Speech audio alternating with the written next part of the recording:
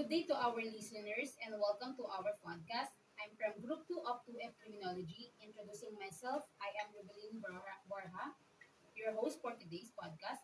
There's societal issues happening in our country here in the Philippines, such as unending drug war, political killings, threats, and harassment.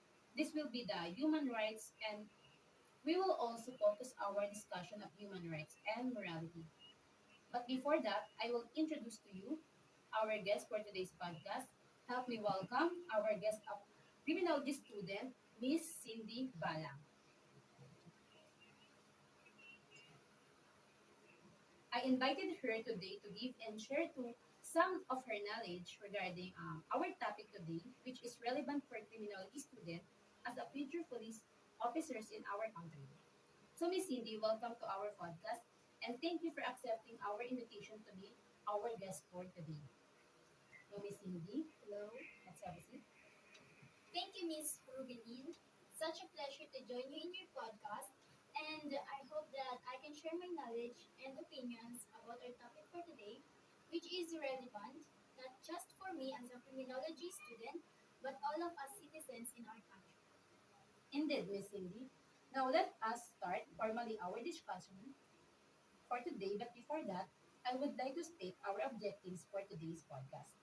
Our objectives is to identify the determinants of morality by St. Thomas Aquinas and to connect this the continuing human rights violation.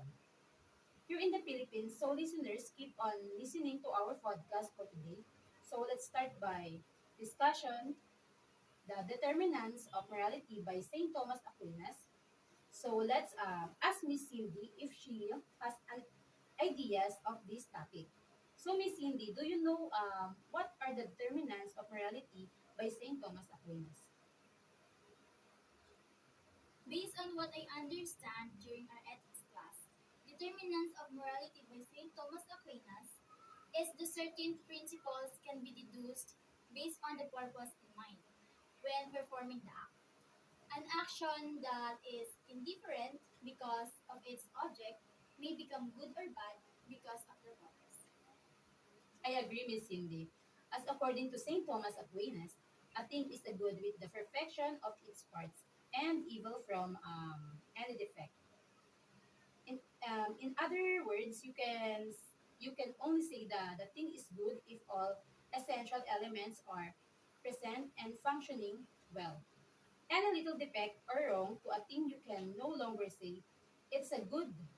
Therefore, in the same manner as a human act, to be morally acceptable, it must be morally perfect in all aspects. Thus, the determinants morality are employed as the basis of judging whether is good or evil, moral or immoral. So, Miss Cindy, how do you perceive the behavior of Filipinos? Um, I perceive the behavior of Filipinos by observing my surroundings, the society, their action, and asking them by interaction or communication. That's right, Miss Cindy. We perceive their behavior by simply observing their action and having social interaction with our fellow Filipinos. So let's continue to discuss, as I said earlier, determinants of morality by St. Thomas Aquinas has essential elements. There's are the three determinants of morality of human acts. First, the end of the act itself. Second, the end of the doer, and the third, the the circumstances of the act. First, let's discuss the end of the act itself. The end of the act and the natural termination or completion of an act and determines whether it's an intrinsically good or evil and extrinsically good or evil. An intrinsic good act is an act that is consistent with the natural tendencies of human nature. Example, loving, caring, giving, sharing, nurturing, and etc.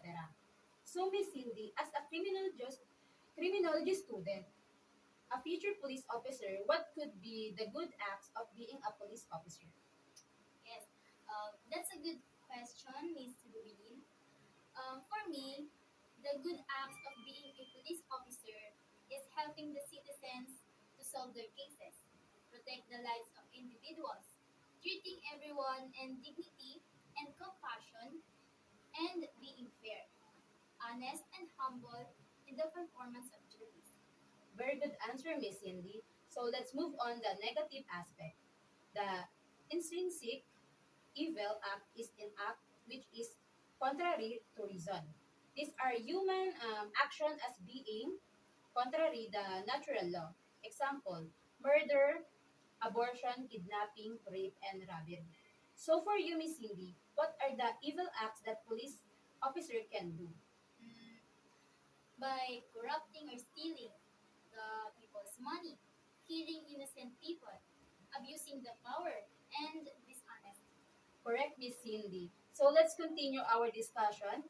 Extrinsic evil acts are actions that are neutral to the norm of morality. These actions are either good or bad, not on account of their nature, but because of the factors or circumstances is associated to them. Can you give us example with this, Miss Cindy? Mm. For example, um, talking is a person's natural tendency, but if its causes determines to other in no longer good and what do you call this intrinsically evil actions are prohibited at all times. But extrinsically evil actions may be permitted when the factors which render them evil are removed or corrected. Pain or pleasure does not define whether an act is moral or immoral. For example, a sexual act could be moral or immoral regardless of whether it is painful or pleasurable experience. Good example, Miss Cindy. So let's proceed to the second element, the end of doer. The end of the doer is the purpose of motive which the doer wishes to accomplish by his action. Without a motive, an act is accidental or involuntary. A good motive is truthful, prudent, and temperate and just. This is the most loving of all in a given situation. First, the fundamental moral principle. What do you think about this, Miss Cindy? I think the end does not justify the means is the fundamental moral principle.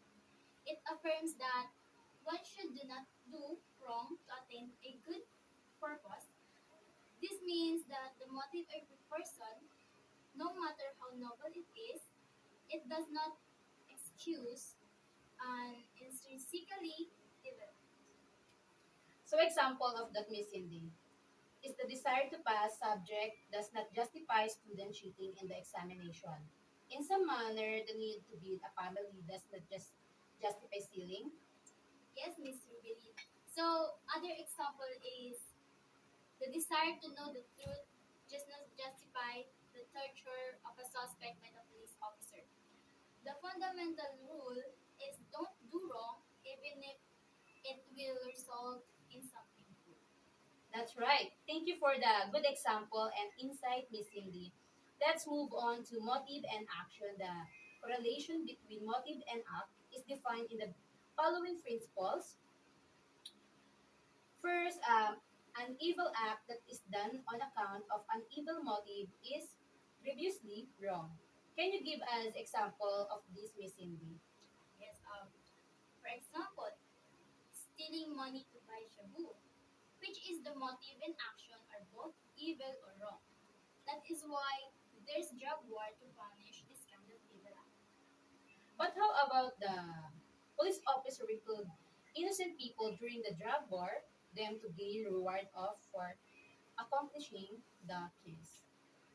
Motive is either evil or good, but the police officer who killed innocent man to gain reward for power to abuse it, it is evil motive and it comes to action. Obviously, evil. That act is violation of human rights.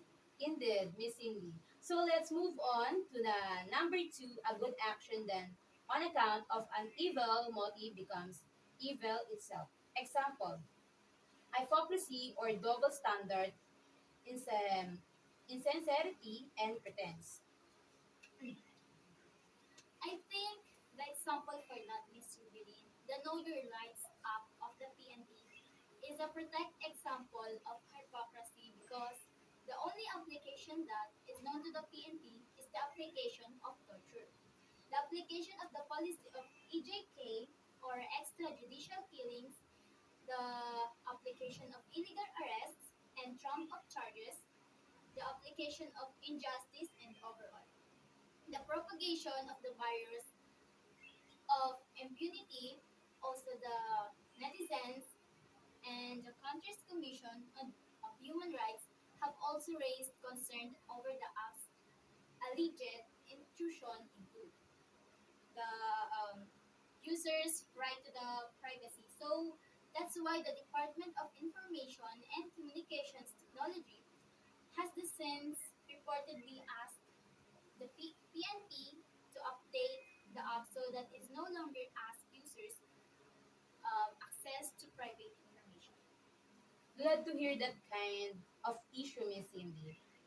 The Department of Information of Communication Technology took action on that for the privacy safety of netizens.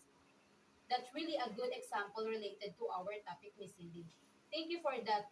So let's move on to number three. A good action than an account of good purpose acquires additional merit. For example, a student who gives his best in his study to get an excellent grade. Hmm. That's so understandable, Miss Lee. It's just like police officer who do good deeds and display noteworthy deeds and accomplishments such as manage to resolve some criminal case can get reward or can be promoted. That's right, Miss Cindy. So for the last number four, the different acts may either become good or bad depending on the motive of the doer. Example, singing, sleeping, resting. So let's move on the circumstances of the act. This is the historical element surrounding the commission of an act, such as the status of the doer, the place, the type, and the intensity of an act. These circumstances are in, hinted by the interrogative pronouns who, what, where, with whom, why, how, and when. Another is the morally good act. Can you define it, Miss Cindy? Um, a morally good act is that which counts in all aspects. Its nature, motive, and circumstances. In the scripture, the morally upright is just man, one who weighs his actions concerning what the law demands, to what the circumstances would allow, and do what fit his nature as a rational being. A morally good action, therefore, is a good act na matarungan, makatao at makatiyos. Thank you for that, Miss Cindy. In the relevance of laws, according to St. Thomas Aquinas, laws mandate some action as prohibited and other as permitted and required. In this manner, laws are considered as determinants human behavior. Thus, some people do not do what is good unless they are forced to. Laws are made for those who are weak in the character. In support that with Ms. Rubelin, St. Thomas Aquinas stated that the society adopts law to protect its member from themselves or from those who might want to hurt them. By prescribing punishment for transgressions, law encourage and compel people to act for the good of all. Therefore, everyone should obey the law or risk of being punished. As authorities will put it, dura lex sed lex. The law is harsh, but if it's the law, so everyone must obey. I agree that Miss Cindy. So let's proceed to the moral law and conscience. A moral law, a moral laws are those derived from the natural law. They are the inherent and essential tendencies of human nature so that they are thought of being written in the hearts of the men. They regulate um, thoughts and feelings, moral laws, and are enforced by personal commitment in the absence a threat of corporal punishments or sanctions. So, Miss Rubinin, moral laws are said to bind in conscience because they impose upon the person a moral obligation to accept law and comply with it. Moral laws then are enforced by personal convictions rather than by the threat of corporal punishment. Yes, Cindy. On the other hand, human laws regulate on the external acts when these are manifested and observed.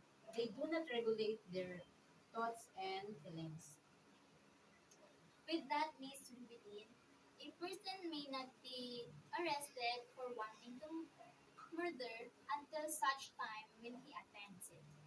Hence, human laws do not bind conscience, are purely penal. That is, they are enforced by police powers, and justice is served when the culprit suffers the punishment. That writes me, Cindy. Let's proceed the last part of our discussion. The properties of a just law, a human law, to be accepted as just, must have the following properties, which is the first human law must conform to divine laws. This is the because all legitimate authority comes from the God. Therefore, no human authority may contradict God's will as a manifested in natural law or divine positive laws. Second, human law must promote the common good. The common good is the communal benefit, material and spiritual, necessary for the promotion of human life. The, the common good consists the economic prosperity, peace and order and health, education and moral instruction of the members of the society. Further, human law, what does it mean, Miss Cindy? What could you be mean by that? Law, human law must not discriminate against certain individuals or groups. It must apply proportionally to all members of society so that needs of each one are served. Human law must be practicable. A law that imposed hardships and sacrifices in its complainants is not just. Well said, Miss Cindy. Human law must be flexible. It must provide limits and define the basis for exemption. Lastly, a law must be amendable. The condition and reason for law do change. Therefore, a law should be amendable and changeable. So that is for our discussion for today. I hope our listeners and learn a lot for us. Before we end the podcast for today, let us thank our guest for today, Miss Cindy Bala. Thank you so much for sharing. Let us thank our guest for today, Miss Cindy Bala. Thank you so much for sharing your knowledge and opinions to us, Miss Cindy. Thank you also, Ms. Rubilit, for giving this opportunity to discuss this relevant topic to the people. It is really important to discuss, especially as a right bearer, as a citizen. Also, the right holder as a future police officer, and it gives awareness to the people about the societal issues in the importance of human law and morality. And thank you very much to the listeners. To summarize the determinants of morality by Thomas Aquinas. The end of the act. Morally Rights Act 102. One is morally prohibited from not doing them. They are moral duties They are acts that required the end of the doer. The motive or reason why a person perform an act. The circumstances of the act, they increase or diminish the moral goodness or evil of human acts. The morally good act, they include the morally neutral, the morally obligatory, and the morally supererogatory. The relevance of law.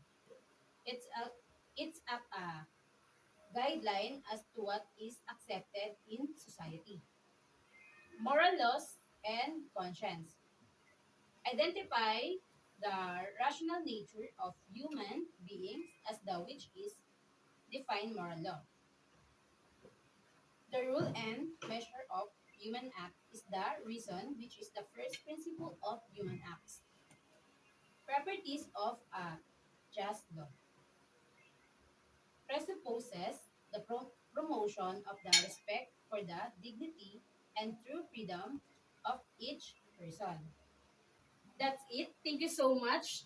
Thank you so much and have a great day to our listeners. And also thank you so much, Miss Cindy. See you on next episode of our podcast.